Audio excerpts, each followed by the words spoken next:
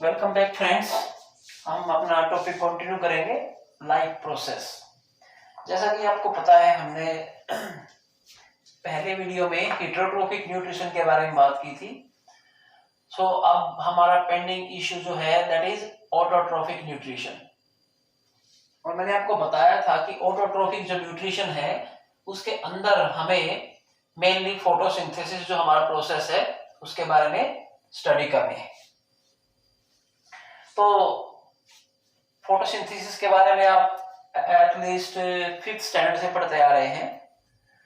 तो आज हम थोड़ा सा 10th स्टैंडर्ड के अकॉर्डिंग इसको थोड़ा डिटेल से पढ़ने वाले हैं कि जो पूरी प्रोसेस होती है एनर्जी फॉर्मेशन की, सनलाइट यूटिलाइजेशन की, वो सब कुछ कैसे होता है, तो हम ये सब कुछ देखने वाले हैं। तो सबसे पहले तो मैं चाहूंगा कि आप लोग इस टॉपिक को पढ़ने से पहले अपनी एनसीईआरटी की बुक अपने पास रखें और उसको खोल के रखें साथ साथ। तो आपको कुछ पॉइंट्स जो है वो आपके सिलेबस के अकॉर्डिंग मैं एक्सप्लेन करूंगा बुक से, ताकि अच्छी अंडरस्टैंडिंग आपकी डेवलप हो और बाद में आपको अपने नोट्स तैयार करने में भी आसानी रहे। सो get your books and let's start. देखिए, जैसा कि आपको पता है फोटोसिंथेसिस क्या है।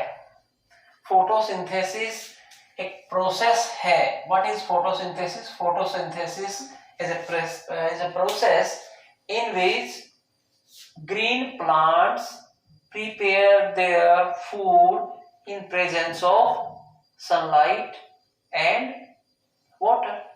This is the simple definition. But इसको थोड़ा और एक्सप्लेन करने की कोशिश करें तो हम ये कहेंगे कि दे change, they means green plants change light energy, but light energy into chemical energy, light energy into chemical energy. Actual में यही होता है, एनर्जी का ट्रांसफॉर्मेशन है। सनलाइट से लाइट एनर्जी एब्जॉर्ब करते हैं और उसको फिर क्या करते हैं, चेंज कर लेते हैं केमिकल एनर्जी में। क्योंकि जो अंदर है वो लाइट एनर्जी तो उनको सरवाइव नहीं करा पाएगी, तो कुछ केमिकल रिएक्शंस होती है जो केमिकल्स की फॉर्म में एनर्जी उनको मिलती है, तभी वो सरवाइव कर पाते हैं। सो देखिए, दूसरा हम ये भी कह सकते हैं कि जो सिंपलर एलिमेंट्स होते हैं उनको कॉम्प्लेक्स फूड पार्टिकल्स में इस प्रोसेस में चेंज किया जाता है। कॉम्प्लेक्स में क्यों किया जाता है? क्योंकि जो हमारा फूड प्रिपेयर होता है यहाँ पे that is in form of glucose, carbohydrates. So इसलिए हम कह सकते हैं कि सिंपलर एलिमेंट्स को एक कॉम्प्लेक्स एलिमेंट्स में भी चेंज किया जाता है, या ये कह सकते हैं कि लाइट एनर्जी को केमिकल एनर्जी में कन्वर्ट किया जाता है। These are basic points. आपकी बुक में रिएक्शन गिवन है कि फोटोसिंथेसिस जब होता है, ऑकर होता है एनवायरनमेंट में, तो होता कैसे है, उसमें रिएक्टेंट्स कौन कौन होते हैं। First reactant carbon dioxide, carbon dioxide को एब्जॉर्ब करते हैं ग्रीन प्लांट्स, फिर वाटर को एब्जॉर्ब करते हैं फ्रॉम द ग्राउंड, ग्राउंड से रूट्स जो होती है वो एब्जॉर्ब करती है वाटर को। और ऑक्सीजन जो होती है, आपको पता है गैसेस एक्सचेंज होता है कहां पर, मेनली जो होता है लीव्स में होता है थ्रू द स्टोमेटास। अभी स्टोमेटा के बारे में पढ़ेंगे, वैसे आपने 9th स्टैंडर्ड में पढ़ा है उसके बारे में। और जो हमारे कार्बन डाइऑक्साइड और जो वाटर होता है, यहाँ पे in the presence of sunlight, तो हम यहाँ पे बीच में सनलाइट को भी लेके आते हैं। और एक कलर पिगमेंट होता है chlorophyll, chlorophyll CHLOROPHY, chlorophyll. Chlorophyll आपको पता है ग्रीन कलर का पिगमेंट होता है। जो क्लोरोफिल जो होता है और सनलाइट होती है, ये जो हमारे होते हैं रिएक्शन को परफॉर्म कराने में हेल्प करते हैं क्यों? क्योंकि क्लोरोफिल जो होता है वही सनलाइट को ट्रैप करता है।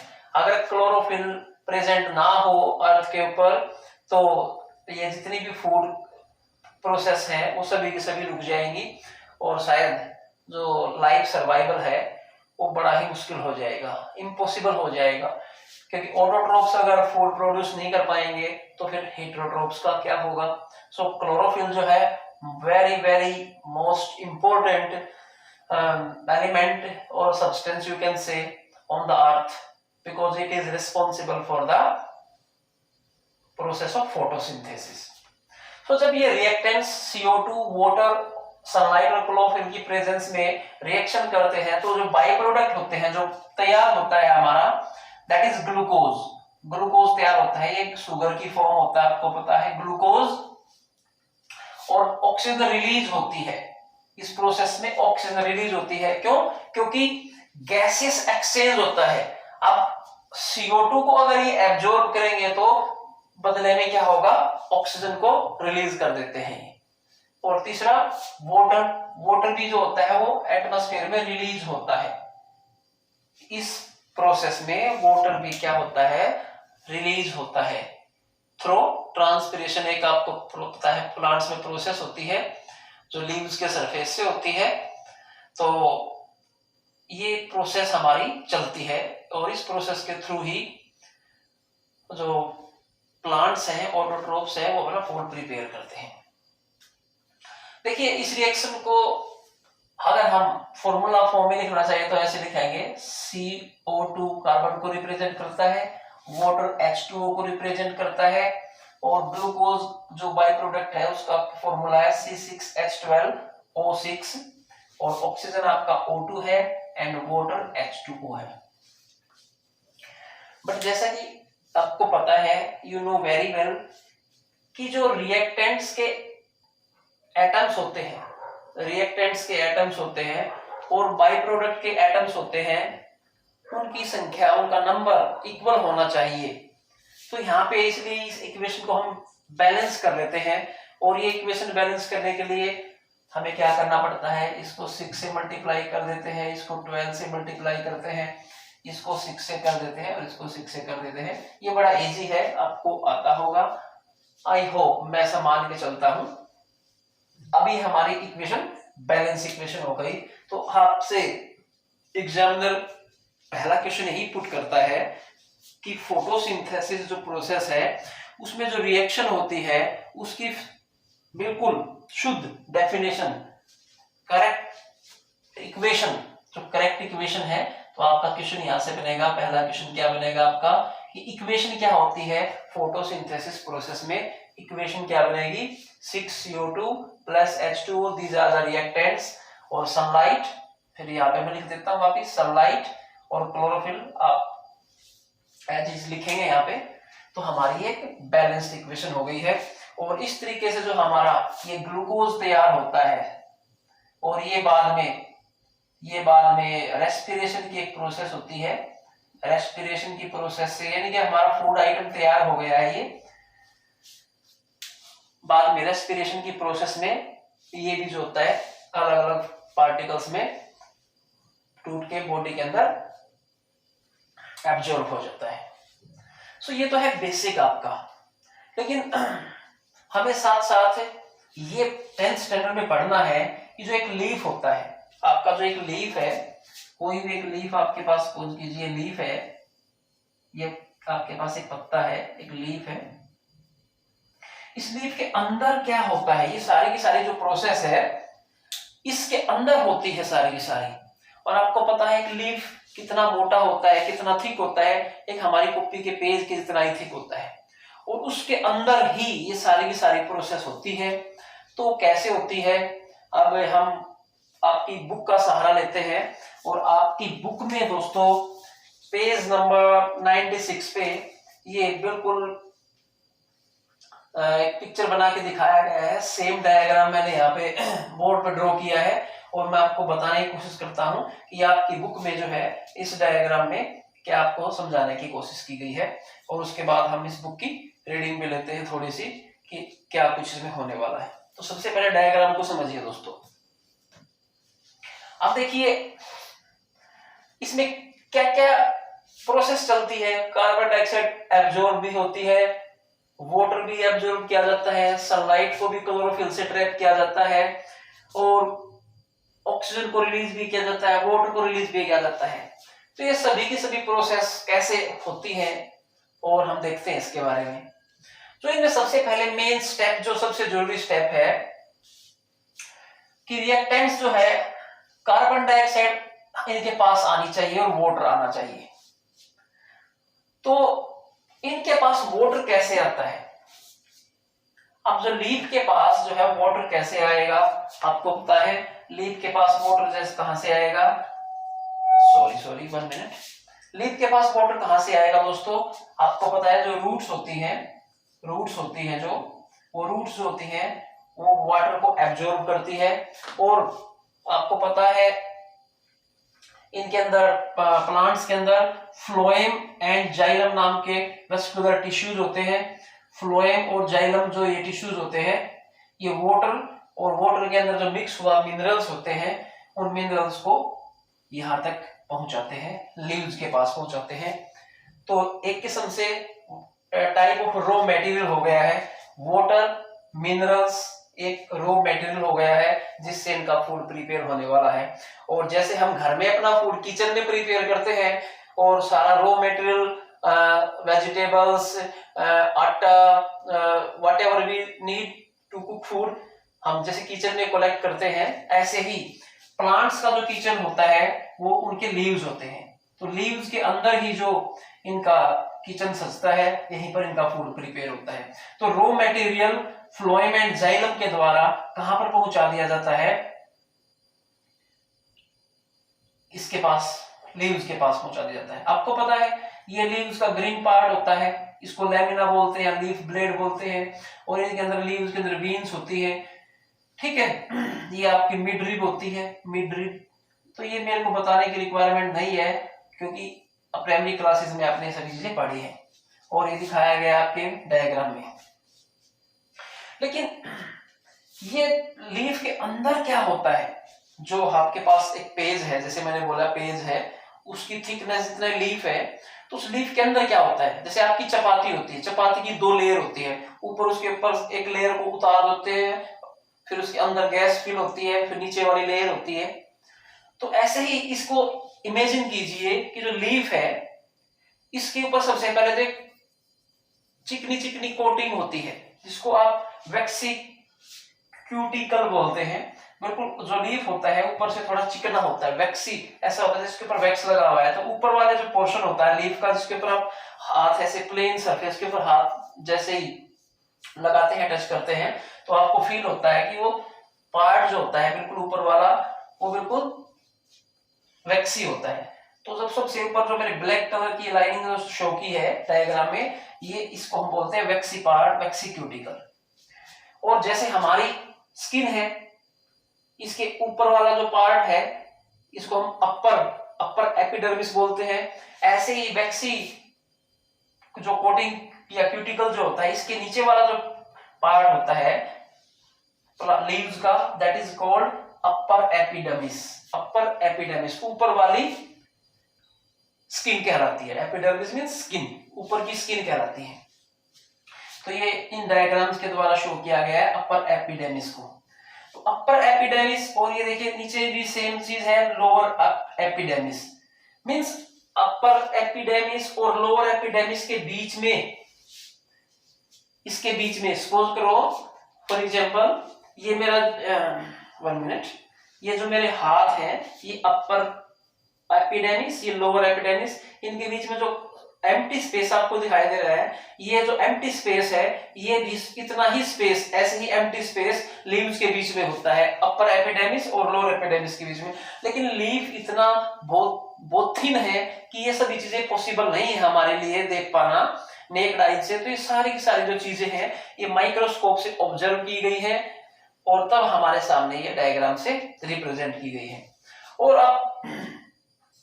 आप जाओगे जैसे मिडल पार्ट में जाओगे, वहां पर आपको क्लोरोप्लास्ट देखने को मिलते हैं। ये देखिए ये क्लोरोप्लास्ट मिलते हैं, मिडल सरफेस पे क्लोरोप्लास्ट होते हैं। ये जो स्ट्रक्चर्स दिखाए गए हैं एपिडर्मिस के मिडल एपिडर्मिस पे जो स्ट्रक्चर्स दिखाए गए हैं राउंड राउंड राउंड राउंड, ये क्लोरोप्लास्ट होते हैं।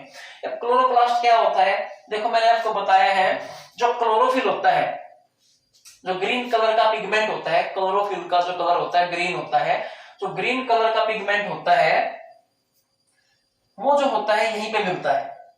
अब ये क्लोरोफिल जो होता है यही सनलाइट को ट्रैप करेगा। अब इसको भी देखते हैं थोड़ा कैसे होता है। सपोज करो क्लोरोफिल, देखो ऐसे कुछ स्ट्रक्चर्स होते हैं और इनके अंदर ऐसे क्लोरोफिल जो होते हैं, इन स्ट्रक्चर्स के अंदर क्लोरोप्लास्ट के अंदर जो होते हैं ये ऐसे हीट को ट्रैप करते हैं, हीट को ट्रैप करते हैं, सनलाइट को ट्रैप करते हैं। और सनलाइट को ट्रैप करने के बाद भी एक और अच्छी बात है, देखो ध्यान से, जो क्लोरोफिल होता है वो ब्लू कलर को एंड रेड कलर को, ब्लू कलर को और रेड कलर को, ये याद रखना, मैंने की पॉइंट्स में भी लिखा है क्लोरोफिल के बारे में कि जे ब्लू कलर और रेड कलर का जो स्पेक्ट्रम होता है, जो सनलाइट के जो 7 कलर्स होते हैं उनमें से ब्लू कलर और रेड कलर को ज्यादा एब्जॉर्ब करता है। इसलिए अगर क्वेश्चन बनता है कि जो फोटोसिंथेसिस की प्रोसेस होती है वो किस स्पेक्ट्रम में ज्यादा होती है, किस वेवलेंथ के अंदर ज्यादा होती है, तो ध्यान रखना ब्लू कलर में और रेड कलर में फोटोसिंथेसिस में जो फूड सिंथेसिस की प्रोसेस होती है वो सबसे तेज होती है, और ग्रीन कलर में या पेल येलो कलर में फोटोसिंथेसिस की जो प्रोसेस होती है वो स्लो होती है। तो ब्लू और रेड कलर में जो क्लोरोफिल होता है इनको ज्यादा एब्जॉर्ब करता है। क्लोरोफिल सनलाइट को ट्रैप करता है। अब सनलाइट में भी आपको पता 7 कलर्स होते हैं, उनमें भी 7 कलर्स में से ब्लू कलर के स्पेक्ट्रम को, रेड कलर के स्पेक्ट्रम को सबसे ज्यादा एब्जॉर्ब करता है। नंबर 1 पे ब्लू कलर आपका रहेगा। 1 नंबर का क्वेश्चन आपका बनता है, तो इसको नोट करके रखिएगा। तो इस तरीके से क्या होता है, लाइट को ट्रैप कर लेते हैं। तो लाइट को ट्रैप करने के बाद रॉ मटेरियल में वाटर हमारे पास पहुंच चुका है प्लांट्स के अंदर, फ्लोएम जाइलम से, रूट से। सेकंड, क्लोरोफिल ने फोटोसिंथेसिस प्रोसेस परफॉर्म करने के लिए सनलाइट को ट्रैप कर दिया है। बचता है कार्बन डाइऑक्साइड, रॉ मटेरियल। तो कार्बन डाइऑक्साइड आता कैसे है, तो कार्बन डाइऑक्साइड कैसे आता है आपको पता है, स्टोमेटा होते हैं, जो बैक सरफेस होता है उसके ऊपर स्टोमेटा होते हैं, और आपको पता है स्टोमेटा जो होते हैं गार्ड सेल्स के बीच में ओपनिंग्स होती हैं। ये देखिए ऐसे कुछ इस तरीके से गार्ड सेल्स होती हैं, गार्ड सेल्स होती हैं, ये इनके ऊपर गार्ड सेल्स होती हैं। तो ये जो गार्ड सेल्स होती हैं इनके बीच में जो स्पेस होता है, ये वाला मैं ब्लू कलर से शो करता हूं इसको, ये जो स्पेस होता है इस ओपनिंग को हम स्टोमेटा बोलते हैं। क्या बोलते हैं, स्टोमेटा। स्टोमेटा। जब गैसियस एक्सचेंज होता है, गैसियस एक्सचेंज होता है तो ये स्टोमेटा ऐसे ओपन हो जाते हैं। ओपन होने के बाद इनके बीच में से गैसियस एक्सचेंज होता है, और साथ साथ वाटर भी यहीं से रिलीज होता है। आपका जो वाटर होता है H2O वाटर, जो एक्सेस वाटर जो होता है वो भी यहीं से रिलीज होके बाहर जाता है। और जैसे ही जब फोटोसिंथेसिस की प्रोसेस नहीं होती है तो उस टाइम पर ये स्टोमेटा जो होते हैं काफी क्लोज आ जाते हैं। मींस ये स्टोमेटा बिल्कुल ऐसे फ्लैट से हो जाते हैं, और ये जो ओपनिंग्स होती हैं इनके बीच का स्पेस लगभग बंद हो जाता है। तो स्टोमेटा जो होते हैं वो क्या करते हैं, गैसियस एक्सचेंज में कार्बन डाइऑक्साइड को लीफ के अंदर लेके आते हैं। इज दैट क्लियर, यहां तक क्लियर हुआ। तो अब जैसा कि हमें पता है हमारे पास रॉ मटेरियल आ चुका है, हमारे पास रॉ मटेरियल कार्बन डाइऑक्साइड है जो स्टोमेटा ने हमारे पास पहुंचाया है। वाटर जो है फ्लोएम जाइलम ने रूट्स के थ्रू एब्जॉर्ब किया है। सनलाइट जो है वो क्लोरोफिल ने कैप्चर कर ली है। हमारे पास रॉ मटेरियल है। तो अब जो प्रोसेस होती है अंदर होती है, सारी प्रोसेस होती है, और ये प्रोसेस जरूरी नहीं है एक साथ होती है। जैसे डेजर्ट प्लांट्स होते हैं, डेजर्ट प्लांट्स जो है दिन में तो सनलाइट को कैप्चर करते हैं, रात को वो ये सारी की सारी ऑक्सीजन को CO2 को कैप्चर करते हैं, फिर ये की प्रोसेस होती है। तो अलग अलग टाइम में प्रोसेस होती है। दिन में क्लोरोफिल को ने सनलाइट को कैप्चर किया, रात में कार्बन डाइऑक्साइड को कैप्चर किया, या अलग अलग टाइम पे होती है प्रोसेस। ये ऐसा नहीं कि एक ही टाइम में आपका कार्बन डाइऑक्साइड भी कैप्चर कर लिया, एक ही टाइम में वाटर भी कैप्चर कर लिया, सनलाइट भी कैप्चर कर लिया, अलग अलग हो सकती है, अलग अलग प्लांट्स में अलग अलग हो सकती है। तो यहां तक समझ में आया होगा कि रॉ मटेरियल कैसे हमारा आता है हमारे पास। इसके बाद प्रोसेस होने के बाद हमारा ग्लूकोज तैयार हो जाता है बाई प्रोडक्ट, और ऑक्सीजन रिलीज होती है। अब अगर ऑक्सीजन कार्बन डाइऑक्साइड अंदर आएगी तो ये तो नेचर का रूल है कि भैया गैसेस एक्सचेंज होता है, तो इंटर्न स्टोमेटा में से एक चीज आती है दूसरी निकल जाती है। ये सारा का सारा एयर प्रेशर के कारण होता है। जिस चीज का प्रेशर कम ज्यादा होता है तो गैसेस एक्सचेंज तभी हो पाता है। ये हम आगे पढ़ेंगे, रेस्पिरेशन जब हम पढ़ेंगे या आगे वाले टॉपिक्स में आएगा। तो ऑक्सीजन और वाटर आपका पता है, यहाँ ये वाटर भी ऐसे ट्रांसपिरेशन से रिलीज हो जाता है। सो दोस्तों, ये हमारा ओवरऑल जो प्रोसेस है, इस प्रोसेस के द्वारा ही जो होता है फूड प्रिपेयर होता है। तो फूड प्रिपेयर होने के बाद होता क्या है, फूड प्रिपेयर होने के बाद हमारा एक्स्ट्रा फूड भी तैयार हो जाता है। फूड तैयार होने के बाद जो यूटिलाइज होता है, और लीव्स में, स्टेम्स में और ब्रांचेस में वो जो फूड होता है वो हमारा पहुंच जाता है, और जो एक्स्ट्रा फूड होता है वो हमारा ग्लाइकोजन के फॉर्म में जमा हो जाता है। किसकी फॉर्म में? ग्लाइकोजन। ये 1 नंबर का क्वेश्चन आएगा कि जो एक्स्ट्रा फूड जो होता है, जो प्लांट के पास एक्स्ट्रा फूड तैयार हो जाता है, वो कहां पर स्टोर होता है या किस फॉर्म में स्टोर होता है? That is glycogen. तो ग्लाइकोजन एक टाइप का कार्बोहाइड्रेट ही है। और इन कॉन्टेक्स्ट टू ह्यूमंस आपसे पूछा जाए कि ग्लाइकोजन कहां पर स्टोर होता है, तो ग्लाइकोजन हमारे लिवर में स्टोर होता है, हमारे मसल्स में स्टोर होता है। तो ध्यान रखना, मसल्स में हमारी और हमारे लीवर में मेनली ग्लाइकोजन स्टोर होता है। एक्स्ट्रा कार्बोहाइड्रेट्स होता है ये, और ये इमरजेंसी स्टोर होता है जब हमारी बॉडी को कई घंटे तक या कई दिन तक कार्बोहाइड्रेट्स नहीं मिलता है। तो उस केस में, उस इमरजेंसी के टाइम में हमारी जो बॉडी होती है इस एक्स्ट्रा ग्लाइकोजन को यूज करती है अपने सर्वाइवल के लिए। सो ये तो हमने मेन बात पढ़ ली कि ऑटोट्रोफिक जो न्यूट्रिशन होता है वो कैसे होता है, मींस ग्रीन प्लांट्स कैसे अपना फूड तैयार करते हैं। अब हम एक बात, छोटी बात है, क्लोरोफिल के बारे में और 2-4 बातें पढ़ देते हैं, क्योंकि क्लोरोफिल के बारे में भी एक एमसीक्यूज बनते हैं। तो जो सबसे पहले मैंने बताया क्लोरोफिल क्या होता है, ग्रीन कलर का पिगमेंट होता है। पहला क्वेश्चन तो क्लोरोफिल का ये बनता है कि क्लोरोफिल का कलर ग्रीन होता है। क्यों? क्योंकि ये ग्रीन कलर का जो स्पेक्ट्रम होता है उसको मेनली रिफ्लेक्ट कर देता है, और रिफ्लेक्शन के कारण हमारी आंखों में जो कलर आता है वो ग्रीन कलर आता है। फिर एक बहुत इंपॉर्टेंट जो क्वेश्चन बनता है वो ये बनता है कि भैया जो आपका क्लोरोफिल है, क्लोरोफिल के अंदर क्या होता है, क्लोरोफिल के अंदर क्या होता है? सो क्लोरोफिल के अंदर होता है मैग्नीशियम। कुछ इस तरीके का स्ट्रक्चर सा होता है क्लोरोफिल का, भी आपको मैं बताता हूं।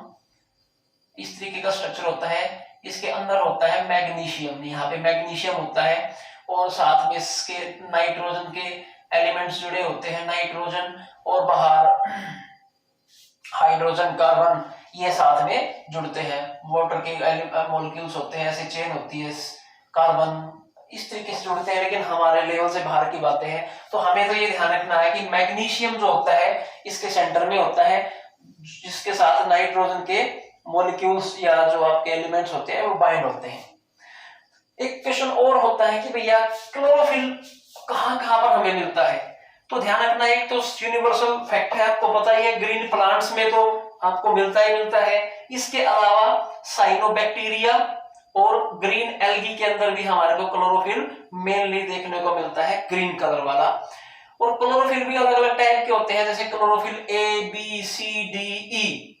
तो लेकिन हमें मेनली क्लोरोफिल ए और बी के बारे में बात करनी है। जो ब्लू कलर मैंने बताया था वहां पे क्लोरोफिल ए ट्रैप होता है, ए टाइप का, रेड में बी टाइप का होता है। तो हमें इन बातों का ध्यान रखना है कि क्लोरोफिल से रिगार्डिंग हमारे कैसे कैसे क्वेश्चन हमसे पूछ सकता है। और क्लोरोफिल की जो सबसे पहले डिस्कवरी हुई थी दैट वाज इन 1817। क्लोरोफिल की डिस्कवरी सबसे पहले 1817 में हुई थी और बाद में 1906 से ये इसके ऊपर वेल नोन तरीके से पूरा स्ट्रक्चर हमारे सामने इसका अवेलेबल है। सो स्टूडेंट्स, ये हमारा ऑटोट्रोफिक न्यूट्रिशन के बारे में डिटेल है कि किस तरीके से फूड प्रिपेयर होता है। तो अब मैं आपको आपकी बुक के बारे में भी बता देता हूं, इसमें क्या क्या आपके बारे में आपकी लिखा हुआ है। सो इसमें बताया गया है कि the following events occur during the process, कि फोटोसिंथेसिस प्रोसेस के दौरान क्या क्या होता है। First is absorption of light energy by chlorophyll, chlorophyll से जो होता है लाइट एनर्जी एब्जॉर्ब होती है। Then conversion of light energy into chemical energy and splitting of water molecules into hydrogen and oxygen। तो क्या होगा हाइड्रोजन एंड ऑक्सीजन की जो वाटर होता है, क्योंकि हमने पढ़ा है ना, जैसे ही लाइट एनर्जी आएगी तो वो क्या होगा, ये भी देखिए अच्छा पॉइंट है, ये भी देखा ध्यान से समझना। क्या बोलता है, जो अलग अलग ऑक्सीजन और हाइड्रोजन के एलिमेंट्स है उनको अलग अलग तोड़ दिया जाता है। जैसे H2O के अंदर है हाइड्रोजन और ऑक्सीजन अलग अलग किए जाते हैं, ये अभी तो कंपाउंड है लेकिन ये बाद में अलग अलग तोड़ दिए जाते हैं। क्यों तोड़ दिए जाते हैं, क्योंकि देखिए जब फूड प्रिपेयर होता है, जो हमारा ग्लूकोज बनता है, यहाँ पे जो होता है एलिमेंट्स रीअरेंजमेंट होते हैं, एलिमेंट्स का रीअरेंजमेंट होता है। मींस एलिमेंट्स की संख्या मॉलिक्यूल्स की इक्वल रहती है, लेकिन जैसे ही सनलाइट इनको ब्रेक डाउन करती है तो इनका रीअरेंजमेंट होता है और नए प्रोडक्ट बनते हैं। अगर एलिमेंट्स का रीअरेंजमेंट नहीं होगा तो सेम ही चीजें जो रिएक्टेंट्स हैं same to same by product में कन्वर्ट हो जाएंगे, लेकिन बाय प्रोडक्ट बनता है नई चीज तो तभी बनता है जब ये एलिमेंट्स आपके जो मॉलिक्यूल्स आपके जो है ये रीअरेंज होते हैं, एक दूसरे के साथ आगे आके जुड़ जाते हैं। फिर आपका बताया गया है reduction of carbon dioxide to carbohydrates. Carbohydrates जो होता है मींस कार्बन डाइऑक्साइड जो होती है वो कार्बोहाइड्रेट्स में रिड्यूस हो जाती है। ये देखिए CHO, ये तीनों के तीनों अलग, देखो यहाँ पे हमारे पास C और O अलग थे, वाटर अलग था, लेकिन यहाँ पे तीनों के तीनों इकट्ठे हो गए। मींस यहाँ पे इनका रीअरेंजमेंट हुआ है। जब ग्लूकोज फॉर्म हुआ है, कार्बोहाइड्रेट्स फॉर्म हुआ है, तो हमारा मॉलिक्यूल्स का रीअरेंजमेंट हुआ है। और ये रीअरेंजमेंट किस कारण पॉसिबल हुआ है कि जो सनलाइट से जो एनर्जी आई थी हमारी, उस एनर्जी ने क्या किया है, इनको अलग अलग कर दिया है। इसके बाद आपको बताया गया कि डेजर्ट प्लांट्स में कार्बन डाइऑक्साइड जो होती है ड्यूरिंग नाइट एब्जॉर्ब की जाती है और सनलाइट दिन में एब्जॉर्ब की जाती है, और ये प्रोसेस अलग अलग टाइम में कंप्लीट होती है, जो मैं आपको पहले बता चुका हूं। फिर इसके बुक में आपकी नेक्स्ट पेज पे दिया गया है स्टोमेटा का स्ट्रक्चर दिया गया है। स्टोमेटा में क्या होते हैं, जो गार्ड सेल्स होती हैं, क्लोरोप्लास्ट होता है, तो ये स्टोमेटा के अंदर से कैसे गैसेस एक्सचेंज होता है ये भी आपकी बुक में दिया गया है। तो आप लोग बुक की भी स्टडी करेंगे और अपने नोट्स प्रिपेयर करेंगे। अगर फिर भी कुछ डाउट रहता है तो बार बार वीडियो देखिए, अपनी टीचर्स के साथ अगर आपकी क्लास अवेलेबल है तो उनके साथ डिस्कस कीजिए।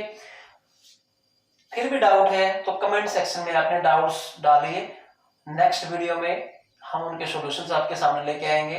लाइफ प्रोसेस चैप्टर के अंदर अब हम डाइजेशन रेस्पिरेशन के बारे में पढ़ने वाले हैं, तो उससे पहले मैं आपको जो दो टॉपिक मैंने न्यूट्रिशन के पढ़ा दिए हैं, ऑटोट्रोफिक हेटेरोट्रोफिक न्यूट्रिशन, इनके बारे में आपसे मैं क्वेश्चंस पुट करने वाला हूं। तो नेक्स्ट टाइम आप कॉपी पेन लेके साथ में बैठे, और हमारे वीडियो देखने का बेनिफिट ये है कि आप इनको पॉज करके आराम से दे सकते हो। ये लाइव क्लासेस नहीं है, आपके पास रिकॉर्डेड क्लासेस आने लग रही हैं, तो आप रिकॉर्डेड क्लास में आराम से बार बार पॉज करके वीडियो को अपने नोट्स प्रिपेयर कर सकते हैं। क्योंकि हम आपकी क्लास टीचर की तरह नहीं है कि एक दिन में एक लेसन ले आए और उसको जबरदस्ती पूरा करा दिया, चाहे स्टूडेंट्स को समझ में आए या ना आए। हमने बड़े प्यार से आराम से आपके लिए चीजें तैयार की है, एक्सप्लेन करने की कोशिश की है। अगर आपको डाउट रहता है तो बार बार देखिए, समझिए चीजों को, आपकी बुक्स में भी गिवन है। और ये चीजें अगर आप खुद नहीं अंडरस्टैंड कर पा रहे थे तो मैंने आपको बताया है कि आपकी बुक में क्या दिया है। अभी के लिए आपको इतना ही प्रिपेयर करना है। जैसे जैसे टाइम आपका आगे बढ़ेगा, एक बार ये अंडरस्टैंडिंग डेवलप हो जाए, हम इससे एक्स्ट्रा चीजें भी पढ़ने की कोशिश करेंगे। लेकिन टिल टाइम, अभी के टाइम राइट नाउ आपके लिए स्टार्टिंग है, आप इतना ही पढ़ें, घर पे सेफ रहें और बिल्कुल भी टेंशन ना लें। पूरी कोशिश रहेगी हमारी कि मैक्सिमम से मैक्सिमम आपकी स्टडी में हेल्प की जाए। जो हमारे से पॉसिबल होगा पूरी हेल्प करेंगे, टाइम निकाल निकाल के आपके लिए वीडियो लेके आएंगे। और एक और अनाउंसमेंट यहाँ से करना चाहता हूं मैं कि मैं इंग्लिश ग्रामर का सिलेबस भी आपका लगभग सारा का सारा जो इंग्लिश ग्रामर के टॉपिक है 6th स्टैंडर्ड से लेकर 10th स्टैंडर्ड तक अप टू 12th स्टैंडर्ड तक के जितने भी ग्रामर के टॉपिक हैं वो मैं मेनली सभी टॉपिक्स जो है आपके सोल्व कराने वाला हूं। इसलिए जल्दी से आप इस वीडियो को लाइक करेंगे, शेयर करेंगे। मुफ्त में वीडियो नहीं देखना है। और आपके आसपास जो स्टूडेंट्स हैं, आपके पड़ोस में स्टूडेंट्स हैं, उनको भी फोन करके मैसेज करके बताइए कि सुपर एंजल्स एकेडमी पर आपके लिए free of cost classes start हो चुकी है। इसका बेनिफिट ले, अकेले अकेले पढ़ने से फायदा नहीं होगा। स्कूल्स खुलने की अभी आपको पता है पहले साल से भी ज्यादा खतरनाक वायरस अब की बार फैला हुआ है, तो स्कूल के बारे में तो अभी सोचना नहीं है। अब सिर्फ सोचना तो स्टडी के बारे में सोचना है और ज्यादा फालतू के वीडियो देखने नहीं है, क्योंकि हमें ऑनलाइन पढ़ाई करनी है। इससे हमारी आंखों पे नेगेटिव इफेक्ट होता है, मेंटली भी नेगेटिव इफेक्ट होता है। सिर्फ और सिर्फ काम की चीजें ही आपको देखनी है, ज्यादा टीवी में और ज्यादा फोन में टाइम डिवोट नहीं करना है। स्टडी के सिवाय टाइम ज्यादा डिवोट नहीं करना है अगर आपको हेल्दी रहना है तो। ये मेरी वैल्यूएबल सजेशंस है। आई होप कि आप अच्छे स्टूडेंट्स की तरह इन बातों को मानोगे। और अगर आपको वीडियो अच्छा लगा तो इसको लाइक कीजिए, शेयर कीजिए, हमारे चैनल को सब्सक्राइब अवश्य करें। मिलते हैं नेक्स्ट वीडियो में। Till then, thank you very much, take care.